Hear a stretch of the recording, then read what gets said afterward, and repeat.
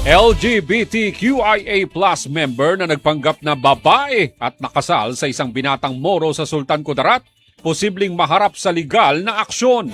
Katropa natin sa balita, Ivan Polonan ng XFM Gensan.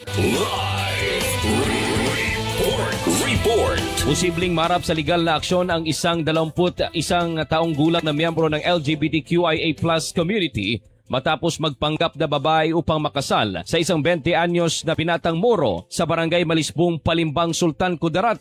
Ayon kay Vice Mayor Johnny Capina, nakikipag-ugnayan na ang lokal na pamahalaan sa PNP at DSWD upang kasuhan ng fraud o panluloko ang suspect at matulungan ang biktima. Nagdala umano ng kahihiyan sa reliyong Islam at sa buong bayan ang nasabing insidente. Sa isang panayam ng XFM Gensan kay Ustads Christopher Isa Javier, ang National Director for Balik Islam Sector at miyembro ng Ulama Supreme Council of the Philippines for Peace and Development, binigyang din nitong dapat agad ipaghiwalay ang dalawa at ipawalang bisa ang kasal. Nilinaw ni Javier na kung sa isang Islamic country nangyari ang insidente, kamatayan ang parusa sa gawaing liwat. Gayunpaman, dahil hindi Muslim country ang Pilipinas, dapat itong daanin sa proseso ng ating batas at hikayatin ang biktima na magtauba o magbalik loob. So unang-una, ang gagawin dyan ay ipapawalang visa yung kasal nila. Yeah. Then sa Philippine context naman, ang pinaka gagawin natin is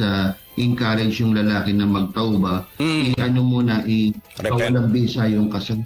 I-encourage siya magbalik loob. Dapat yan paghiwalayin yung dalawa na yan. Ngayon, kung sa hatol naman, kung talagang nasa Islamic country tayo, kung nasa Muslim country tayo, Allahu alam, pero ang liwat kasi is kasas yan, inshallah. Ano yan, tawag dito is kamatayan ang dyan. Opo. So, pero wala tayo sa Muslim country at of course, hindi tayo naghahatol dyan maliban sa dumaan sa proseso. Mula rito sa impilan ng 95.9 XFM General Santos City, para sa nagkakaisang Pilipino para sa Pilipinas, ito si katropang Ivan Polonan, XFM News.